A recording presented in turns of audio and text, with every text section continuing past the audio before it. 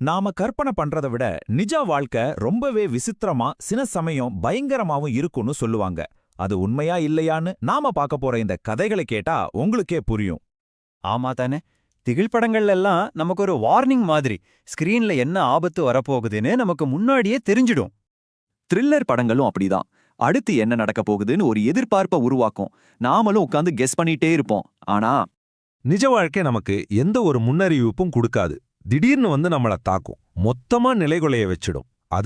அதுதான் உண்மையான பயம்.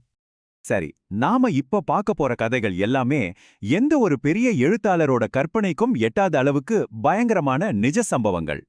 நம்ம மனசை தேத்திக்கிறதுக்காக பேய் பிசாஸ் எல்லாம் பொய்ன்னு நமக்கு நாமே சொல்லிக்கிடுவோம். ஆனா உண்மையிலேயே பயங்கரமான விஷயங்கள் நம்ம கற்பனையிலிருந்து வர்றதில்லைங்க. அது நிஜ உலகத்துல நம்மள மாதிரியே இருக்கிற சாதாரண மனுஷங்களுக்கு நடந்திருக்கு. வாங்க நம்ம முதல் கதைக்குள்ள போகலாம். நடுராத்திரியோட அமைதியிலிருந்து வந்த ஒரு திகிலான அழைப்ப பத்தி தான் இது. கொஞ்சம் கற்பனை பண்ணி பாருங்க. ஒருத்தர் ராத்திரி நேரத்துல தனியா கார்ல வீட்டுக்கு போயிட்டு இருக்காரு. அப்போ யாரோ தன்னை ஃபாலோ பண்ற மாதிரி அவருக்கு தோணுது. உடனே எமர்ஜென்சிக்கு கால் பண்றாரு. போன்ல பேசிட்டே இருக்கும்போது திடீர்னு அவரோட குரல் நின்னு போயிடுது. எந்த ஒரு ஆக்சிடென்ட் சத்தமோ அலறல் சத்தமோ எதுவுமே இல்ல, வெறும் அமைதி. கொஞ்ச நேரத்துக்கு அப்புறம் அவரோட காரை மட்டும் ரோட்டோரத்துல தனியா கண்டுபிடிச்சாங்க. ஆனா அந்த மனுஷனுக்கு என்ன ஆச்சு? அவர் எங்க போனாரு? இன்னைக்கு வரைக்கும் அந்த மர்மமாவே தான் இருக்கு. அடுத்த கதை ரோட்டோரத்துல நடந்த ஒரு பயத்திலிருந்து நம்ம வீட்டுக்குள்ளேயே இருக்கிற ஒரு பயங்கரத்துக்கு நம்மள கூட்டிட்டு போகுது. நம்ம வீடு தான் நமக்கு பாதுகாப்பான கோட்டைன்னு சொல்லுவோம் இல்லையா? ஆனா இந்த கதையை கேட்டா அந்த எண்ணமே மாறிடும். ஒரு குடும்பம் அவங்க வீட்ல ஏதோ விசித்திரமா நடக்கிறத கவனிக்கிறாங்க. ஃப்ரிட்ஜ்ல வச்ச சாப்பாடு காணாம போகுது. ராத்திரி பூட்டிட்டு படுக்கிற கதவை காலையில திறந்து கிடக்குது. ஆனா வீட்டுக்குள்ள யாராவது திருட்டுத்தனமா நுழைஞ்சதுக்கான எந்த ஒரு அடையாளமும் இல்ல. ஏதோ ஒன்னு சரியில்லைன்னு மட்டும் அவங்களுக்கு நல்லாவே புரியுது. பயந்து போன அவங்க என்னதான் நடக்குதுன்னு தெரிஞ்சுக்க வீட்டுக்குள்ள கேமராக்களை வைக்கிறாங்க. ஆனா அந்த கேமரால பதிவான காட்சி அவங்க கனவுல கூட நினைச்சு பார்க்காத ஒரு கொடூரமான உண்மையா இருந்துச்சு. அந்த கேமரால பதிவானது என்ன தெரியுமா?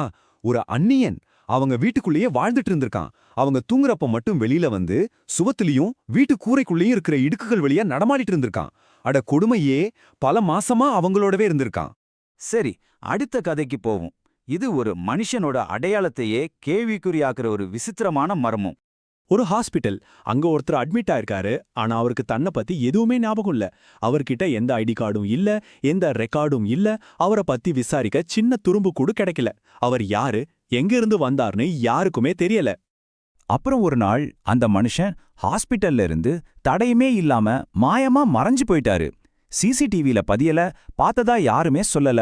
சொல்லப்போனா அப்படி ஒருத்தர் அங்க இருந்த மாதிரியே தெரியல. காத்தோட காத்தா கரைஞ்சு போயிட்டாரு.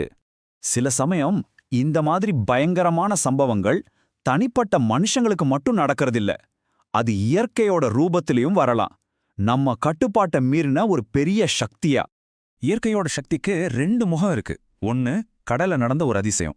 ஒரு புயல்ல மாட்டிக்கிட்ட ஒரு சின்ன பொண்ணு படகு எதுவுமே இல்லாம பல வாரமா கடல்ல தத்தளிச்சு கடைசியா உயிரோட மீட்கப்பட்டா. இன்னொரு பக்கம் ஒரு சின்ன ஊரே ஒரே ராத்திரியில காணாம போச்சு. வீடுகள் கார்கள் எல்லாம் அப்படியே இருந்துச்சு. ஆனா மக்கள் மட்டும் எங்க போனாங்கன்னு தெரியல. அதுக்கு இன்னைக்கு வரைக்கும் எந்த விளக்கமும் இல்ல.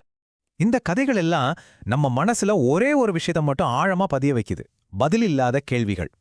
கதைகள்ல சினிமாக்கள்ல எல்லாத்துக்கும் ஒரு முடிவு இருக்கும். நல்லது நடக்கும், கெட்டது தண்டிக்கப்படும், எப்படியாவது ஒரு தீர்வு கிடைச்சிரும். ஆனா நிஜ வாழ்க்கை அப்படி இல்ல.